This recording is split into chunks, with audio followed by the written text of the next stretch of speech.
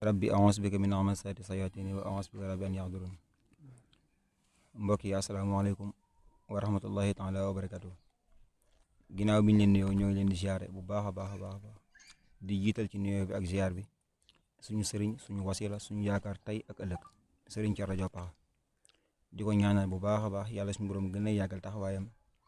ci kanamu jullit yëpp ci kanamu murid yëpp ci kanamu taalibe yëpp barke Cheikhul Khadim. Noonu lañuy continuer wax ji di ziare kilifa yi nga xam si ni ñoom lañ fekk fii ñii di suñuy maam ñii man ñu baay ñii di suñuy mag ñii di suñuy rakk ñii di suñuy doom ñii it maanaam di suñuy yaay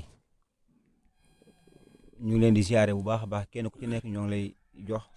sa wàccuwaay ci sëriñ bi comme ni ko sëriñ Moustapha waxee xanaa di jéggalu yéex gee ñëw dañ fay ñëw ngir dox ak mbokk waaye dañ fay ñëw ngir maanaam gën a yaatal liggéey bi nga xam ne moom lañu sëriñ bi boole te ñu bokk ci waa kër Cheikh Ahmadou Diop Paxa te mënoo tudd sëriñ Touba te doo tudd Cheikh Ahmadou Diop Paxa foo tuddee Cheikh Ahmadou Diop Paxa di nga tudd sëriñ Touba Xaadimu Rasuul. liggéey bi nag lii nga xam ne moom lañ dëgmal di sant Cheikh Ahmadou Diop Paxa gi dafa nekk ci loo dafa nekk loo xam ne moom moo ci gën a ndaw wala dafa nekk loo xam ne programme bi nga xam ne moom lañ mujj def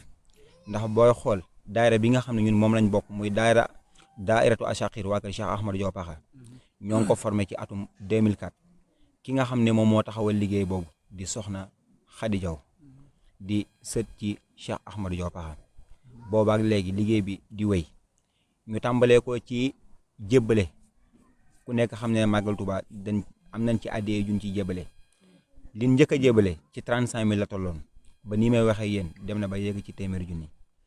ñu dem ba Gosaas màggalu Gosaas gi nga xam si ni Serigne Thierno Diop Paxa moom moo koy defal way juróom wa Cheikh Ahmadou Diop Paxa waa daayira bi di ci yëngu ñuy ànd ak moom liggéey bi ñu dem ba sant Cheikh Ahmadou Diop Paxa gi maanaam dolleeku ci liggéey boobu noonu biñ ren ji nag lii mooy juróom-ñetteelu at bi nga xam ne ñoo ngi def sant Cheikh Ahmadou Diop Paxa ren ji nag dafa tombanteeg mu nekk juróom-ñetteelu at bi ndax biñ ko tàmbalee léegi bii mooy juróom-ñetteelu at bi sëriñ bi ne woon liggéey bi na yaatu gi nag maanaam fi ñu ko njëkk a tàmbalee ñun ci dox bi ak wax ji muy fii ci dëkk bi nga xam si ne maanaam mooy Ndiéwéne Diaw fii nga xam ne sëriñ bi maanaam ndorteelu liggéeyam fii la ko commencé lu ci bare ndax ñun ñii ñëpp kenn ku ci nekk wala man boog sama kilifa maanaam bokk na ci ñi nga xam si ne xëy na jaar na fi wala way juróom bu góor maam Dame Diaw nekkoon na fi noonu lañ ko dem noonu la lawee ba ci kilifa yu bare sëriñ bi nag maanaam am loo xam ne da ko war fii ci dëkk bi nga xam si maanaam mooy Ndiéwéne am fi ay taalibe yoo xam ne ay taalibe yu dëggal leen te ñu ràññee leen ci liggéeyu waa kër Cheikh Ahmadou Diop Paxa bi waaye ñu ràññee leen tamit ci liggéeyu sëriñ Thierno Diop Paxa bi noonu lañ bëgg a defee nag maanaam ba yaatal ko ci mbokki murid yëpp waaye nag ba yaatal ko ci taalibey sëriñ Thierno yëpp ndaxte ku ci mel na jëwriñ Njéem Juuf tey su fi toogoon lim ci xam ñun xamuñu ko ci tey day jaadu li ci njéem xam donte que moo ñu gën a féet ak mag waaye ñu ñi nga xam si ñoo gën a féet ak ndaw ñoo xamee ko noonu bu baax a baax ñi nga xam ne ñoo gën a féet ak mag nag ku ci mel ne suñu kilifa gi di suñu sëriñ di suñu lépp muy suñu baay Baddo moom booy xool comme ni ko mag ñi di waxee yenn saa yi maanaam wàllam wéy ne noonu lañ mën a waxee waaye relève bi ñi nga xam ne ñoom ñooy ndaw ñi ñoom ñoo ko mën a yor mën a ànd ak ñun liggéey bi nag du lenn lu dul ñu jëmmal maanaam waa kër Cheikh Ahmadou Diop Paxa ndaxte fii kat maanaam ku fi xamu na ko maam olof yi di waxee kër goo ci manti dem te bàyyi sa kër sëriñ loolu du yëfi nit ko xam wala du yëfi nit ku baax wala du yëfi nit koo xam si maanaam yëfi nit la balaa kër kenn di jag da ngaa war a jagal sa kër sëriñ ba noppi ñun nag liggéey boobu ci lañ nekk te fas ko yéene ko ànd ak ñi nga xam si maanaam ñooy waa Ndiéwéne ci lépp lu mu mën ci doon nag